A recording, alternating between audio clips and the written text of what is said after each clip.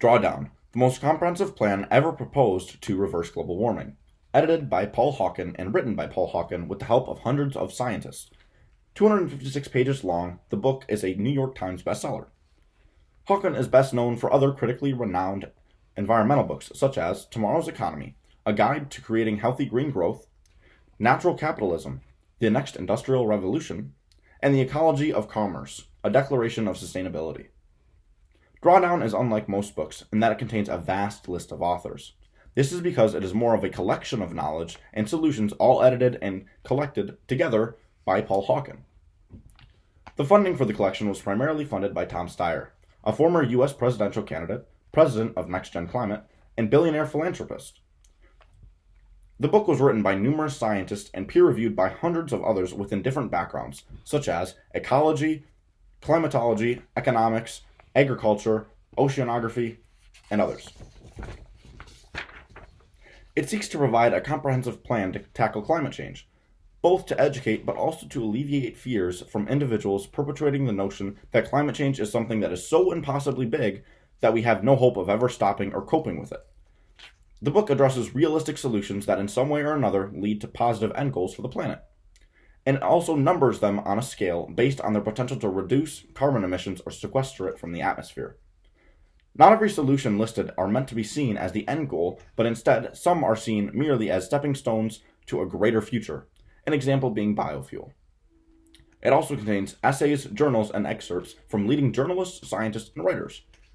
These offer unique context and perspectives to the global issue we all face. The book underwent a 3-stage process before release, including an 120-person advisory board made up of a community of geologists, agronomists, politicians, writers, engineers, climatologists, biologists, economists, architects, activists, botanists, and more. The book has led to a project named Drawdown. Today, the project contains 70 individuals, with 40% being women and half containing PhDs. The rest have at least one advanced degree that qualifies them to be on the Drawdown team. The book Drawdown touches on a variety of topics that each play a role in the solutions needed to tackle the biggest threat the world has ever known. From energy to transportation to food, the book is comprehensive in its solutions and tries to touch every base, leaving almost no solution of category out. It's clear the goal was to address as many topics as possible, alleviating and educating on as many concerns as possible. The book starts off addressing one of its two largest categories of solutions: energy.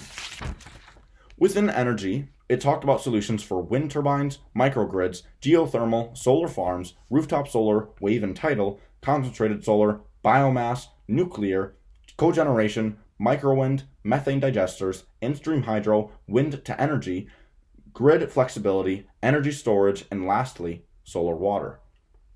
Out of all the energy solutions, the book ranked onshore wind turbines as its highest solution within the energy category and second overall out of 80 solutions within the book. They state that wind has an extremely high potential for growth, and that if by 2050, if onshore wind production increases from 2.9% of the world's electricity to 21.6%, it could reduce emissions by 84.6 gigatons of carbon dioxide. Offshore wind was ranked lower on the list, at number 22. And if it increased from 0.1 to 4%, then it could avoid 14.1 gigatons of CO2.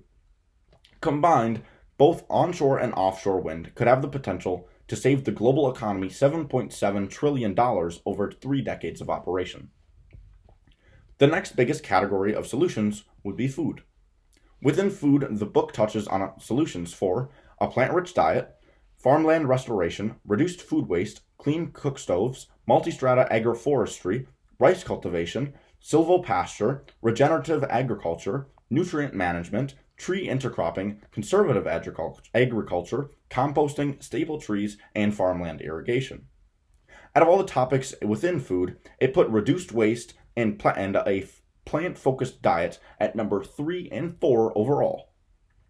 The book calculates that if 50% of the world's population adopted a plant-focused and rich diet, it could have the potential to avoid 26.7 gigatons of carbon dioxide from that change alone. But if we account for the reduced deforestation, since less land would be needed for raising cattle and other meat sources, then we could also avoid an additional 39.3 gigatons of emissions, for a total of 66 gigatons. Currently, around 35% of the food that we make is thrown out from high-income country consumers, while relatively little is thrown out by low-income economies. If we were to reduce the amount of food we throw out because of impurities, then we wouldn't need as much additional land for farming. This would also result in less deforestation, avoiding potentially 44.4 gigatons of carbon emissions. Out of all the solutions within the book, refrigerant management is listed as the number one solution overall, with the potential to reduce carbon emissions by 89.7 gigatons by 2050. Although the Montreal Protocol was passed in 1987, which banned the use of chlorofluorocarbons and hydrochlorofluorocarbons to stop the depletion of ozone in our atmosphere, the replacement hydrofluorocarbons are incredibly more disastrous when it comes to climate change. They have a capacity to warm that is 1 to 9,000 times greater than carbon dioxide. This is why in 2016, when an amendment was passed for the Montreal Protocol to include hydrofluorocarbons, it was seen as a huge win for the future of climate change. Scientists estimate that the move could potentially limit warming by a full degree of Fahrenheit. Most of the solutions within the book end up saving money overall, sometimes in the tens of trillions of dollars. And yet refrigerant management would end up costing around $902 billion. This is because the cost needed to recover, destroy, and avoid leakage of CFCs, HFCs, and HCFCs would outweigh the financial benefit. Ranked 26 overall, but number 1 in the transportation category, electric cars are truly the future. It seemed that only a few years ago, electric cars were a thing of the past, made fun of constantly, and quite frankly unrealistic. And yet, now, electric car makers like Tesla are dominating the car industry, both in sales and stocks.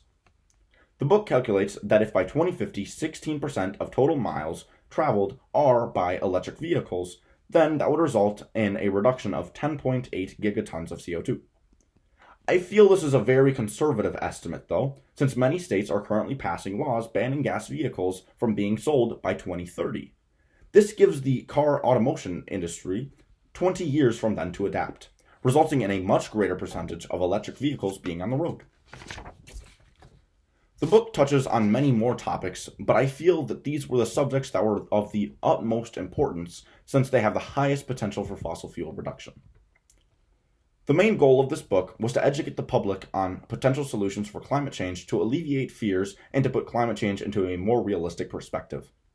The book showed that although yes, climate change is the biggest threat humanity has ever faced and most likely ever will, it is also manageable and not something to panic or feel hopeless about.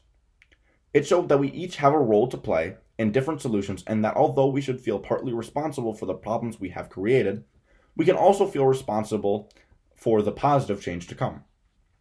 The book certainly accomplished its goal and was successful in educating me on potential solutions that I would be able to take part in.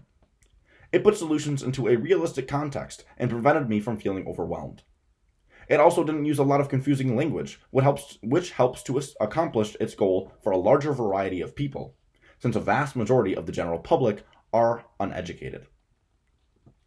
That being said, not everything within the book worked perfectly.